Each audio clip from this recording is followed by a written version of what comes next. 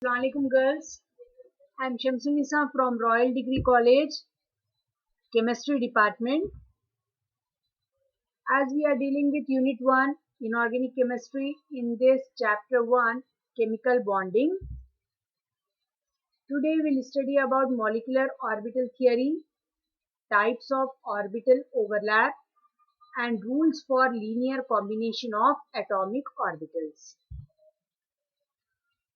Molecular orbital theory. According to valence bond approach, when the atoms are brought together and allowed to interact, there will be a change only in the valence electron cloud. That is, the atoms retain their individual character even in the molecules. There will not be any change in the energy of spin of the bonding electrons. So according to modern approach, a molecule is quite different from the constituent atoms. All the electrons belonging to both the atoms are considered to be moving along the entire molecule under the influence of both the nuclei. Molecular orbital theory was proposed by Hunt, Jones, and Mulliken. Molecular orbital theory treats a molecule in the same way as an atom. The difference is that in an atom, the electrons move around the only one nucleus, whereas in the molecule, electrons move around more than one nuclei. That is, molecular orbitals are polycentric. The molecule by valence bond and molecular orbital method are atom A, atom B combined to form A single bond B molecule by valence bond and molecular orbital methods. Here you can see A atom, it is combining with the B atom with the help of valence bond method. Here you can see, and as well as by the molecular orbital method. In the molecular orbital approach, the molecular orbitals are polycentric. Electrons are fed into these molecular orbitals one at a time, such that each entering electron occupies the lowest possible quantum state. The electron also obeys Pauli's exclusive principle. That is, each orbital can contain a maximum of 2 electrons with antiparallel spin. Molecular orbitals can be obtained by, first one is linear combination of atomic orbitals, that is LCAO, and by united atom methods, that is UA method. Types of orbital overlap. Based on Schrödinger's wave equation, these can be SS overlap, SP overlap, and PP overlap. There can be linear overlap, that is end-to-end overlap, and parallel overlap, side-wise overlap, that is PP overlap. Rules for linear combination of atomic orbitals. In deciding which atomic orbitals may be combined to form molecular orbitals, 3 rules must be considered. First one is the atomic orbitals must be of the same energy when considering overlap between 2 different types of atoms. Second rule is the orbitals must overlap one another as much as possible. The atoms must be close enough for effective overlap.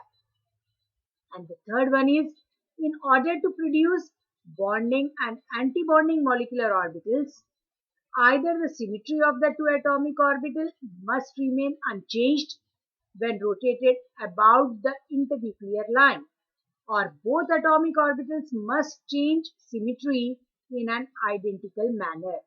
Formation of bonding and antibonding orbitals may be explained in terms of wave functions.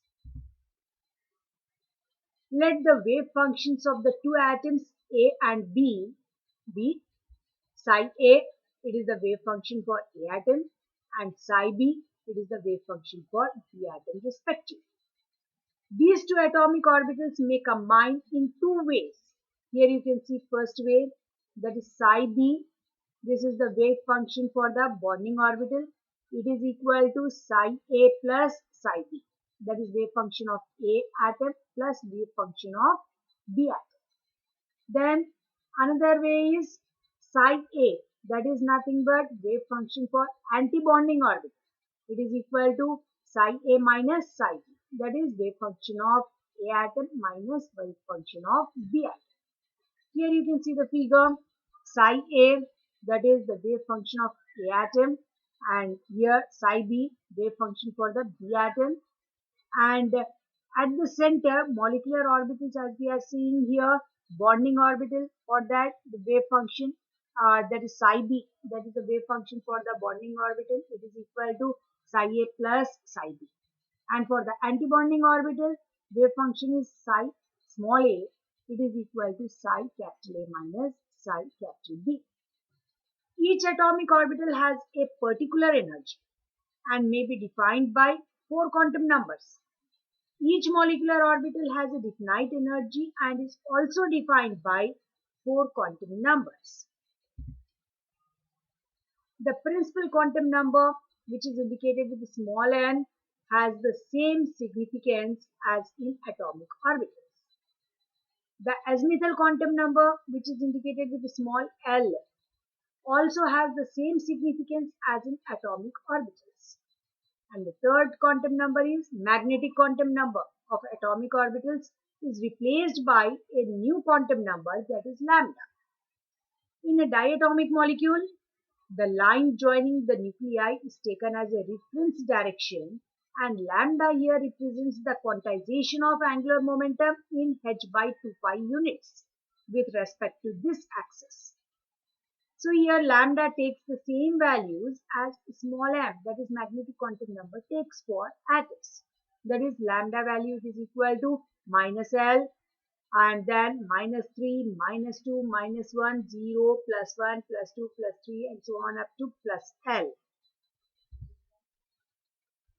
When lambda equal to 0, at that time the orbitals are symmetrical around the axis and are called sigma orbitals.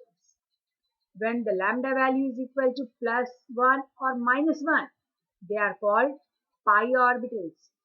And when the lambda value equal to plus 2 or minus 2, they are called delta orbitals. Next quantum number is spin quantum number, fourth one. The spin quantum number is the same as for atomic orbitals and may have values of plus half or minus half. The Pauli's exclusion principle states that in a given atom, no two electrons can have all 4 quantum numbers same. The Pauli's principle also applies to molecular orbitals.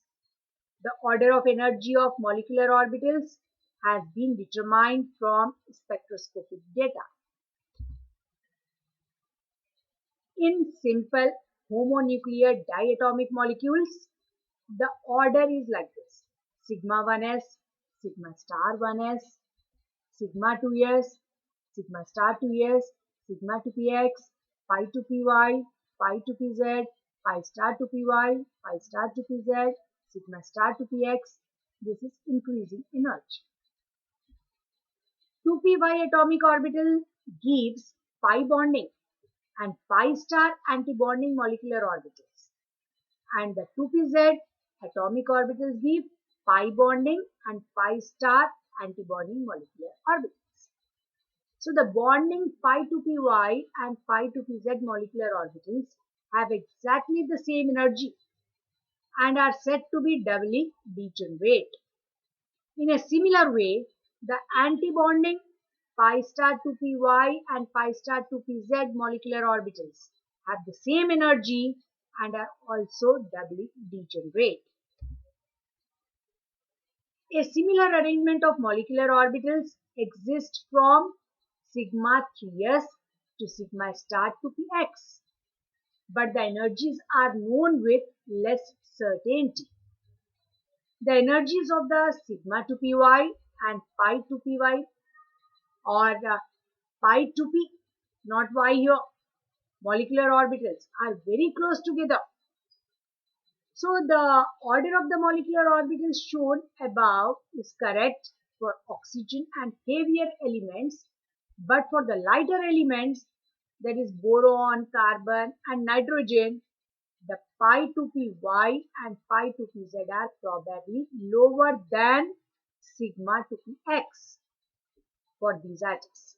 The order is sigma 1s, sigma star 1s, sigma 2s, sigma star 2s, pi 2py, pi 2pz, sigma 2px, sigma star 2px, pi star 2py, pi star 2pz, increasing energy. Thank you for listening my lecture, girl.